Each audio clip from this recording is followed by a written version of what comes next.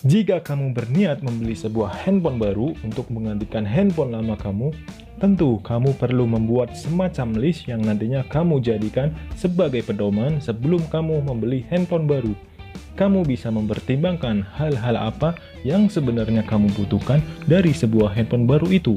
Jadi nanti kamu nggak akan menyesal jika handphone yang kamu beli tidak sesuai dengan apa yang kamu harapkan. Nah, berikut adalah beberapa hal yang perlu diperhatikan sebelum kamu membeli handphone baru. Yuk tonton videonya sampai habis.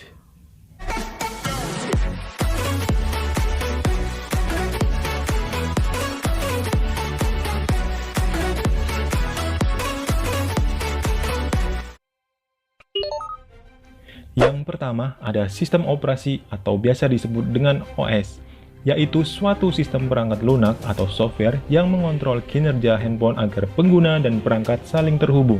Tanpa sistem operasi, pengguna tidak dapat menjalankan program aplikasi pada handphone mereka. Ada dua sistem operasi yang paling populer untuk saat ini, yaitu Android dan iOS. Apa sih perbedaan kedua sistem operasi ini? Di video selanjutnya kita akan membahas perbedaan antara Android dengan iOS. Yang kedua adalah display. Hal pertama yang harus dipertimbangkan adalah ukuran layarnya, karena hal tersebut berkaitan dengan penggunaan smartphone itu sendiri. Layar sebuah smartphone biasanya diukur secara diagonal dalam satuan inci. Jika kamu menginginkan smartphone yang praktis dan mudah dibawa kemana saja, pilihlah smartphone dengan layar di bawah 5,5 inci. Sedangkan jika kamu ingin puas bermain game atau menonton video, pilihlah layar yang lebih besar dari 5,5 inci. Sebenarnya masih banyak ya yang perlu diperhatikan lagi. Di antaranya ada jenis layar yang digunakan, berapa resolusi layarnya, juga berapa kerapatan pikselnya.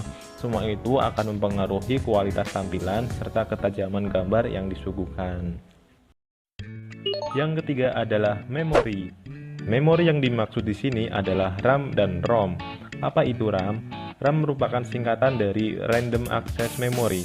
RAM ini adalah memori yang digunakan untuk menyimpan aplikasi secara sementara saat kita membukanya atau menjalankan perangkat, sehingga kita dapat berpindah aplikasi yang kita jalankan bisa diakses dengan cepat karena sudah tersimpan di RAM. Berbeda dengan RAM, ROM itu singkatan dari Read Only Memory atau biasa kita kenal dengan Internal Memory, yang berarti memori yang hanya dapat dibaca oleh perangkat. Memori perangkat ini juga mampu menyimpan data yang lebih lama, karena data-data yang tersimpan dalam ROM tidak akan hilang meskipun perangkat tidak dialiri daya listrik. Dengan kemampuan ini, ROM biasanya digunakan untuk menyimpan firmware. Banyak orang awam yang terjebak soal RAM saat membeli smartphone baru. Kadang ada orang yang menganggap smartphone yang bagus itu yang RAM-nya paling besar.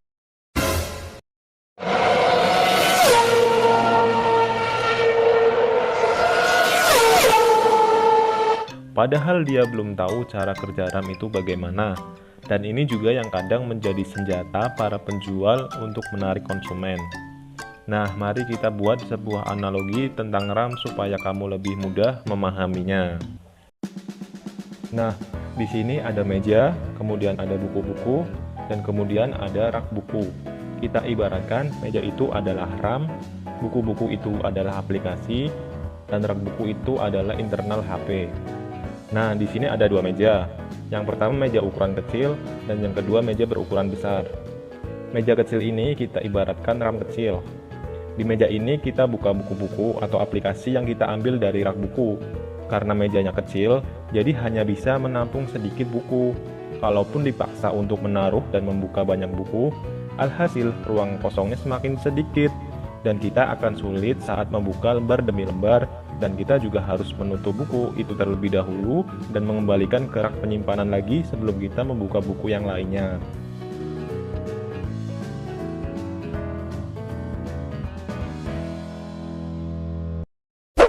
Nah, kemudian meja besar kita ibaratkan dengan RAM besar. Di meja ini kita coba taruh hal yang serupa, karena ukurannya besar, alhasil bisa banyak menampung buku. Dan kita bisa membuka buku dengan leluasa. Apalagi kalau mau membaca buku A kemudian beralih ke buku B, jadi lebih gampang, karena tidak harus menutup buku A terlebih dahulu. Akan tetapi, kita belum tentu bisa membaca buku yang ada di meja besar dengan baik apabila diri kita tidak sekatan dan tidak fokus. Mau mejanya kecil ataupun besar tidak mempengaruhi kecepatan membaca kita. Itu semua tergantung dari otak kita. Dalam hal ini, seperti prosesor pada sebuah smartphone atau seberapa kencang aplikasi itu bisa dijalankan oleh prosesornya. RAM yang gede bukan jaminan pindah-pindah aplikasi menjadi lancar, karena masih ada faktor sistem operasinya. Dalam hal ini, kita ibaratkan sistem operasi itu seperti kedisiplinan kita. Kalau mejanya udah gede-gede, tapi sistem operasinya kacau, bukunya pasti diatur sembarangan. Jadi meja gede percuma kalau kita ngaturnya nggak rapi jadi berantakan. Nah, jadi analoginya seperti itu. Semoga kamu jadi tambah paham tentang RAM ini. Kemudian semakin besar ukuran RAM dan internalnya, maka harganya pun akan semakin tinggi.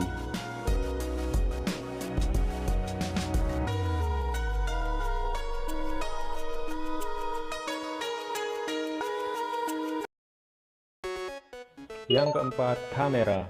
Ingat, jangan pernah tertipu dengan ukuran megapikselnya yang besar.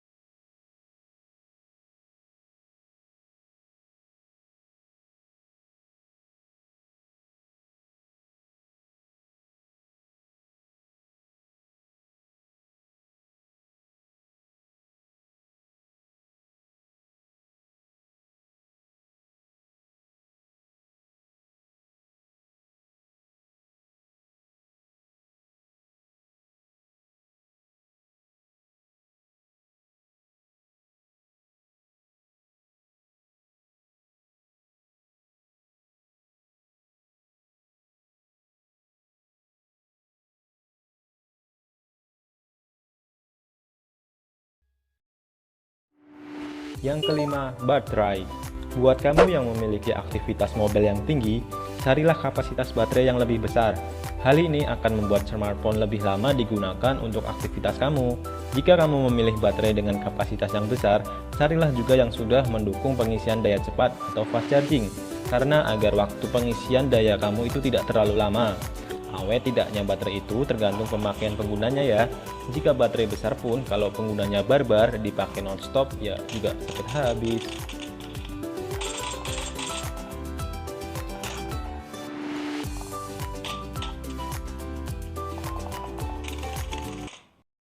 Yang keenam adalah prosesor.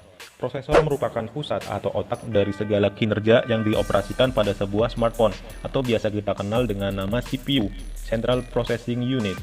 Kalian pasti juga pernah mendengar istilah dual core, quad core, bahkan octa core.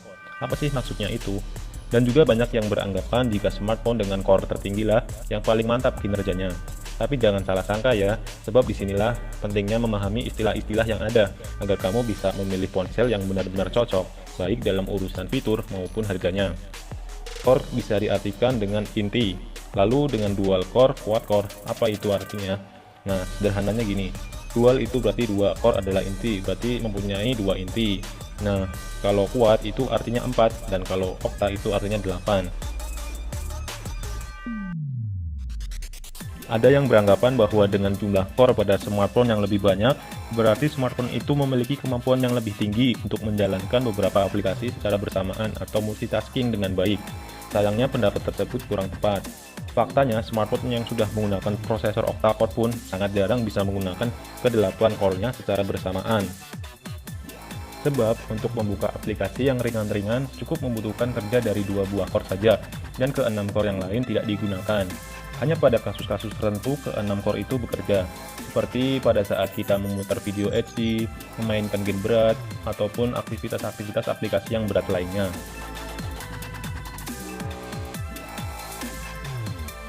Jadi, prosesor dengan berapa core yang harus dipilih? Jawabannya itu tergantung kebutuhan kamu. Kalau hanya untuk kebutuhan sosial media dan sesekali bermain game, bisa pilih yang quad core. Begitu juga sebaliknya, jika kebutuhan kamu untuk mobilitas tinggi dan sering bermain game berat, pilihlah prosesor dengan octa-core. Kecepatan prosesor pun sangat penting. Prosesor bekerja dengan satuan frekuensi ketika mengolah data, maka satuan data yang dipakai adalah GHz atau disingkat GHz. Jenis-jenis prosesor yang populer untuk saat ini antaranya ada Snapdragon dari Qualcomm, kemudian ada Exynos dari Samsung, MediaTek, Kirin dari Huawei,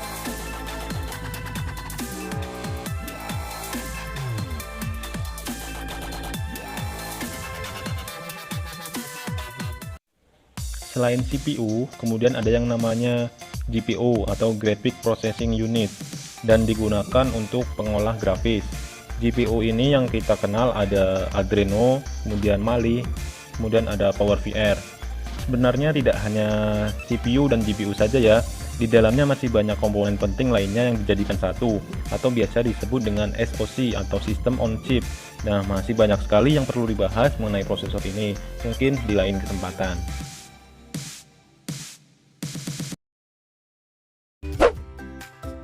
Nah, itu tadi beberapa hal yang perlu diperhatikan sebelum membeli smartphone baru. Nah, jangan lupa subscribe ya, dan nyalakan lonceng notifikasinya supaya kamu tidak ketinggalan video selanjutnya. Jika kamu suka video ini, berikan like-nya ya. Kalau ada pertanyaan atau kritik, bisa tulis di kolom komentar.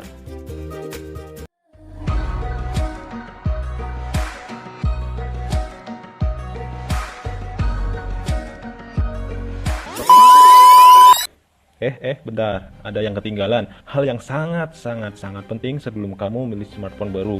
Nah, yaitu kemampuan budget kita. Jika kamu hanya memiliki budget tertentu, tapi kamu pengen banget beli smartphone di luar kemampuan budget kamu, saya sarankan sabar. Ditabung dulu, jangan terlalu dipaksakan. Apalagi kamu masih minta dari orang tua, dan orang tua pun belum bisa membelikannya. Nah, terima kasih sudah menonton.